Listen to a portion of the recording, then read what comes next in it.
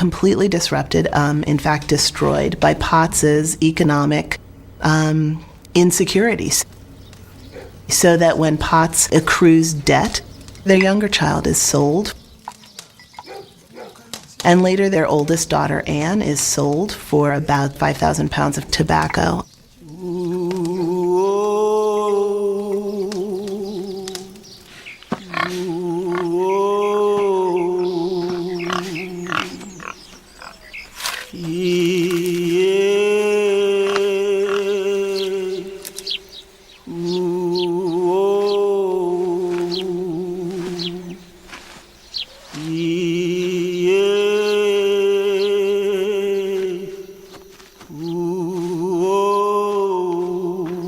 When Captain Pott died, his widow inherited a farm, farm animals, and Emmanuel.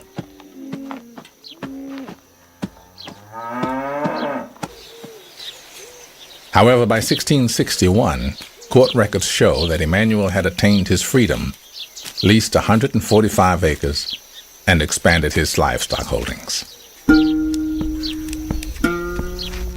Even if you get your freedom, as a black person, your life is not going to be like that of a free white person.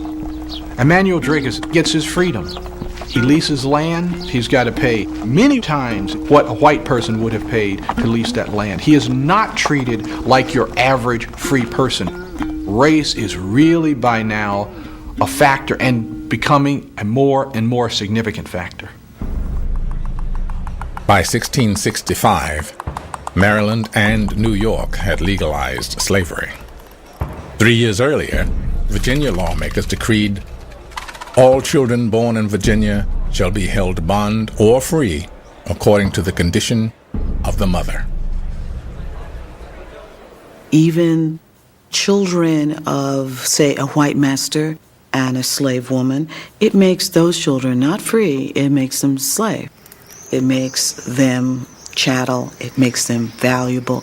It makes the white father a slave owner of his own children. Black men and black women raised thousands of mulatto children as families. That love of children transcended the pain and the horror of how that child was created.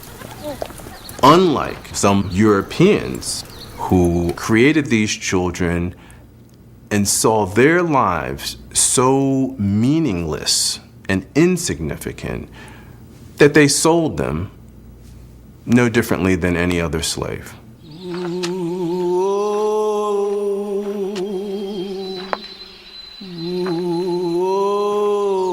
Emmanuel Dragus continued to see to the needs of his enslaved children. He transferred title to livestock to them later on, hoping against hope that the livestock might be a source for some route to freedom for them. The court records of September 29, 1673 state, "I, Emmanuel, grant unto my said 2 daughters 1 bay mare." The same day he granted another mare to his free children.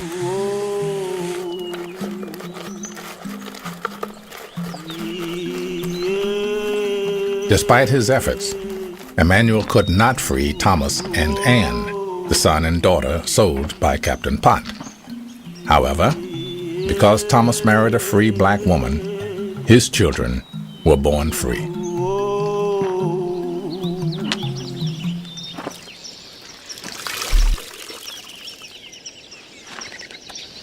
One of those children was named Frances, born in about 1677.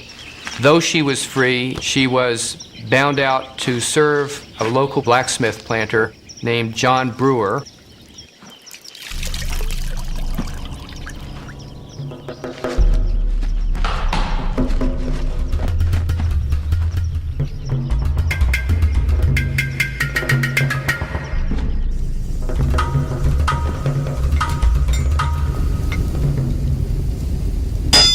Frances entered the service of the blacksmith in 1694.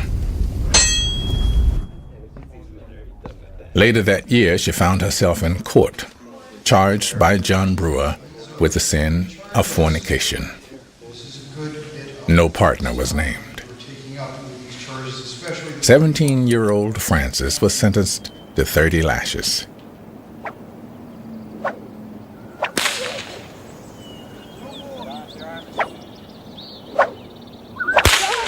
In addition, her servitude to Brewer was extended for 2 years.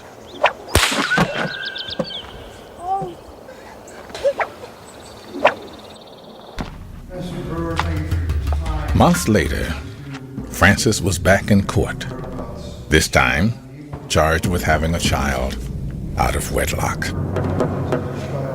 It becomes increasingly difficult for free blacks to make their case before a court of law. Frances Dragus accuses her master of fathering her child. Now, the court won't hear of this. They will not take the word of a black woman against that of a white man, and especially a white man who is a planter. This throws the court into an uproar. The justices decide to send the case on to a higher level. However, they do sentence her to yet another whipping.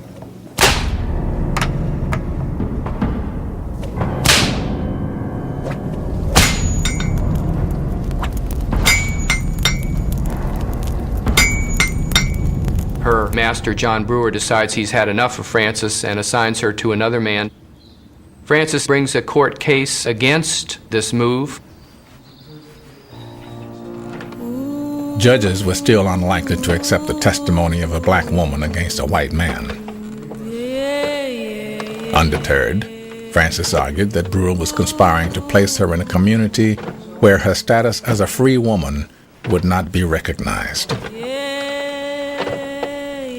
The letter binding Frances to Brewer was ruled invalid. Frances actually wins her suit and she's released from the terms of her indenture. Frances is really extraordinary because there are very few black women who are able to use the courts in the way that she does.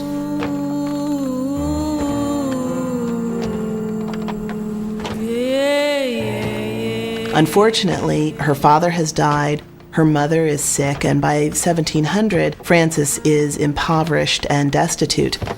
She reappears in the courts because, in a desperate act, she steals food to try to feed herself and her child. She decides that she'd better link up to another household again, become a servant, have some steady kind of support. So she binds over herself and her children to Isaac and Bridget Foxcroft.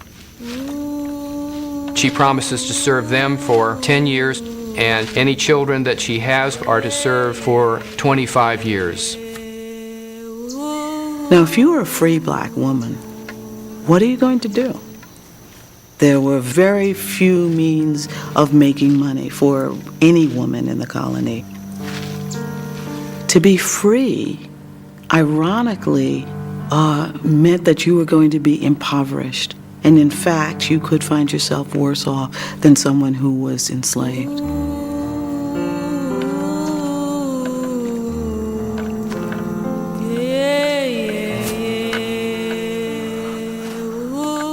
Isaac Foxcroft had promised Frances freedom upon his death. However, when he died, his widow assigned Frances and her children to another master. Again, Frances sought justice. Without a document and only her word for evidence, the court ruled against her. After 1704, she disappeared from the public record.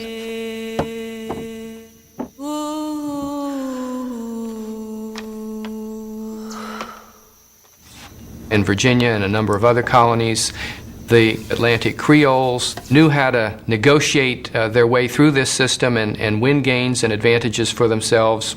Limited gains sometimes, but gains nonetheless. It had gone from a situation where they could do that to a situation where there was no space left to do that.